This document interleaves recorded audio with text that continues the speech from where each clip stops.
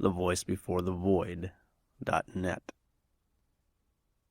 Mold of the Earth by Boleslaw Prus. Translated by Christopher Kasparek. Read by The Voice Before the Void. I happened one time to be in Puavi with a certain botanist. We were seating ourselves by the Temple of the Sibyl on a bench next to a boulder grown over with mosses or molds, which my learned companion had been studying for some years. I asked what he found of interest in the irregular splotches of beige, gray, green, yellow, or red. He looked at me doubtfully, but, persuaded that he had before him an uninitiate, he proceeded to explain. These splotches that you see are not inanimate dirt, but collections of living beings. Invisible to the naked eye, they are born, carry out movements imperceptible to us, enter into matrimonial bonds, produce offspring, and finally die. More remarkably, they form as it were societies, which you see here in the form of the various colored splotches. They cultivate the ground beneath them for the next generations. They proliferate, colonize empty places, even fight one another. This gray splotch, large as the palm of a man's hand, 2 years ago was no larger than a penny. This tiny gray spot, a year ago, did not exist, and comes from the great splotch that occupies the summit of the boulder. These two again, the yellow and the red, are fighting. At one time the yellow was the larger, but slowly it has been displaced by its neighbor.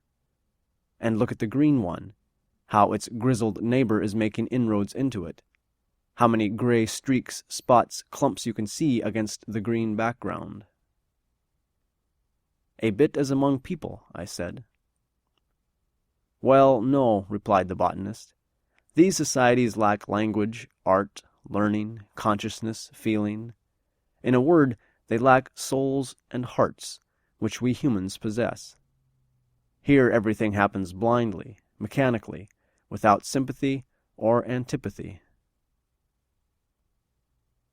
A few years later I found myself at night beside that same boulder, and by the light of the moon I regarded the changes that had taken place in the shapes and sizes of the various molds. Suddenly somebody nudged me. It was my botanist. I invited him to have a seat, but he stepped before me in such a way that he hid the moon, and he whispered something in a hollow voice. The Temple of the Sibyl, the bench, and the boulder vanished. I sensed about me a faint luminosity and an immense void. And when I turned my head, I saw something like a schoolroom globe that shone with a faint light, a globe as large as the boulder beside which we had been the moment before. The globe slowly revolved, showing successive new areas. There was the Asian landmass with its little peninsula, Europe. There was Africa, the two Americas. Looking intently, I made out on the inhabited lands the same kinds of splotches, beige, gray, green, yellow, and red, as on the boulder. They comprised myriads of infinitesimal points, ostensibly motionless but actually moving very lazily. An individual point moved at most by a 2-minute arc in an hour, and that not in a straight line, but as it were oscillating about its own center of motion. The points converged, separated, vanished, came to the surface of the globe, but all these things merited no particular attention. What was of consequence was the movements of entire splotches, which diminished or grew, appeared in new places, infiltrated or displaced one another. Meanwhile the globe kept making its rounds, and seemed to execute hundreds of thousands of revolutions. Is that supposed to be the history of mankind? I asked the botanist who stood beside me. He nodded in confirmation. All right, but where are the arts and knowledge? He smiled sadly. Where is consciousness, love, hate, yearning?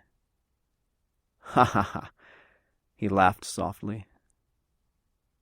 In short, where are the human souls and hearts? Ha ha ha. I was offended by his demeanor. Who are you? I asked.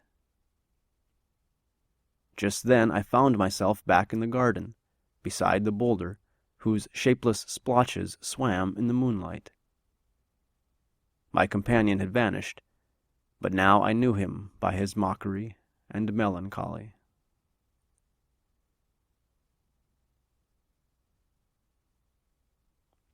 This translation is licensed under the terms of the new Free Documentation License.